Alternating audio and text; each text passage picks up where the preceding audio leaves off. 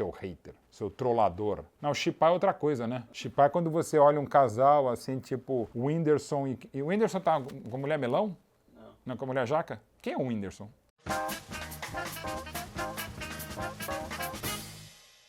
Juve, história de um grande amore, bianco que abraça il nero. Ninguém virou a cadeira, cara. Nem o Carlinhos Brown virou a... Não dá pra virar a cadeira. Mas olha, virou um belíssimo hino esse do Paulo Belli, o hino da Juventus, finalista da Liga dos Campeões da Europa de 2016, 2017 e a equipe que mais vezes foi vice-campeã. E vamos contar essa história, principalmente as histórias campeãs, aqui no Na Gaveta do Mauro.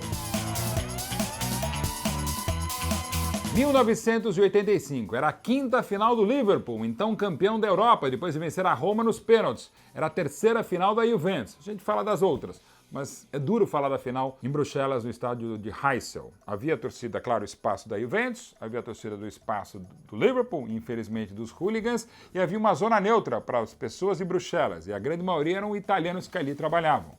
Resultado, 2 horas e meia do jogo, voava pedaço de pedra de lado a lado, o estádio Heysel estava caindo pelos pedaços, o policiamento estava a cargo de uma pessoa que jamais havia dirigido policiais, um esquema de segurança de um grande evento ainda mais de futebol, grades absurdas, pareciam grades de galinheiro, com todo respeito às galinhas e aos burros que fizeram, e a UEFA que deixou passar. Resultado, os hooligans invadiram o espaço neutro, imprensaram torcedores contra as grades, contra o muro que caiu, enfim, para resumir a história lamentável, 39 mortos, mais de 600 feridos e 1 hora depois a bola rolou. Dizem as autoridades que é para evitar outros confrontos, né?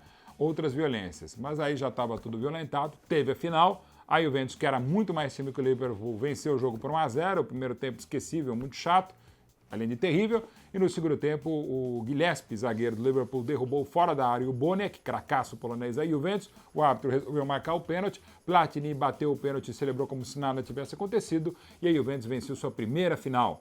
Juventus que não tinha ambiente para ir para campo, o Liverpool que também não, teve aquele jogo, enfim, teve essa tragédia, mas que não se tire o mérito da grande Juventus. Até porque naquele time tinham 6 campeões do mundo, de 1982, tricampeões pela Itália, além do Bonek, que era o cracaço da Polônia, além de Platini, que era o cracaço da França, para não dizer um dos maiores jogadores do mundo na época.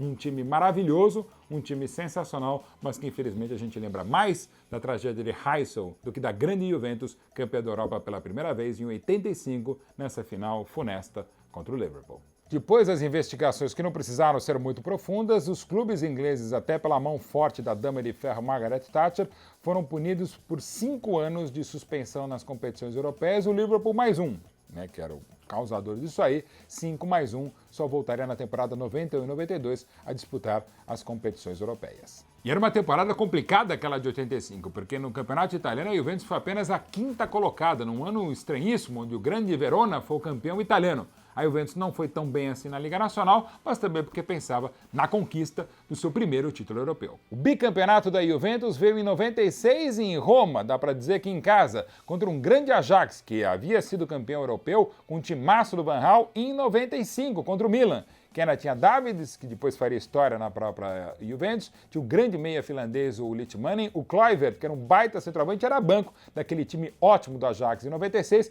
mas não melhor que a equipe da Juventus. Afinal, jogavam ali um tal de Del Piero, um centroavante super eficiente como o Vialli, tinha um vencedor, um volante francês maravilhoso, que era o Deschamps, e a zaga muito sólida com Ferrara e o vovô Vierkovô, que havia sido campeão do mundo lá em 82 pela Itália e ainda era um zagueiro muito eficiente. Era um time muito inteligente, como quase toda a equipe italiana, muito tático, com um jogador que era eficiente, que depois viria a ser um grande treinador e da própria Juventus, como Antonio Conte, hoje no Chelsea e na época fazendo o seu serviço no meio campo juventino. Quem treinava aquela equipe era Marcello Lippi, que 10 anos depois seria campeão do mundo com o próprio Del Piero, com a grande seleção da Itália na Copa da Alemanha de 2006. Na final em Roma, Ravanelli, La Piena Bianca, que não é parente do Ravanelli da Ponte Preta agora, fez 1-0. Litmanen empataria para o Ajax e o jogo depois da prorrogação iria para a disputa de pênaltis. Davids, aquele dos óculos que usava por conta do glaucoma, errou a primeira cobrança e depois a Juventus acertaria ao trazê-lo.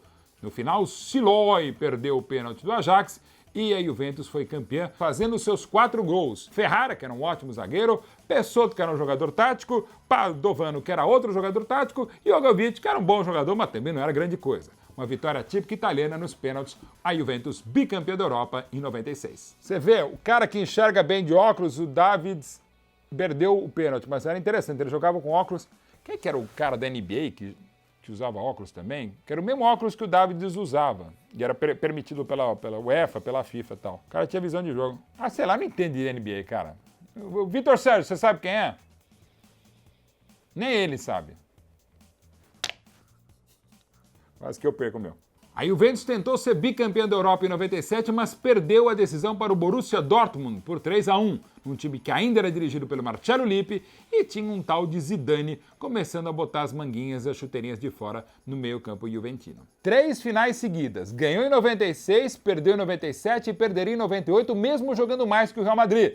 Perdeu por um gol do Mijatovic, que até escondeu a lesão que vivia, não falou para o treinador Jupp Heynckes, até o ambiente não estava legal, mas o fato é que a Juventus perdeu outra final, foi em 98, da Liga dos Campeões. Jogou mais nos 90 minutos que o Real Madrid, mas perdeu com esse gol do Mijatovic. 2003, 0-0 no tempo normal, 0-0 na prorrogação e quase que é 0-0 nos pênaltis. Até porque de um lado tinha um monstro de goleiro e para pegar pênaltis o Dida pelo Milan, e do outro lado o maior goleiro da história desse planeta para mim, o Pelé da meta, o Buffon. E também, cara, porque o que se adiantaram nas cobranças, o Dida e o Buffon, foi uma vergonha. Quase que é 0-0 mesmo nos pênaltis. Mas o fato é que o Milan ganhou mais um título europeu vencendo a Juve nos pênaltis na grande decisão em Old Trafford em 2003. E era um timaço aquele da Juventus. Tinha Del Piero ainda jogando muito, você tinha o Antônio Conte, que não era um craque, mas é o mesmo treinador hoje, você tinha Davids agora do lado preto e branco da Força, ou da Forza Juve, né? E tinha um tal de Buffon.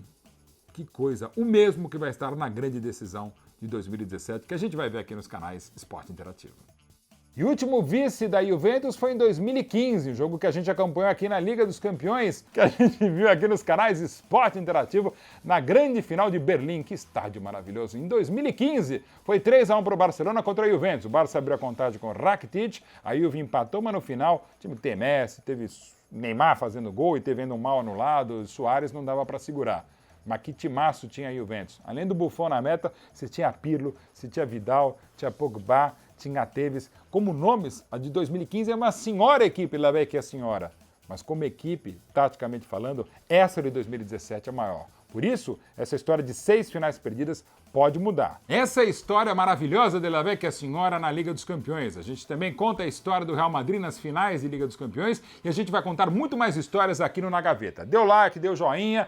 E vamos contar histórias da Europa, da América do Sul, do mundo, do Bulgarião já já, enfim, histórias que só você vai ouvir, porque só a gente vai contar.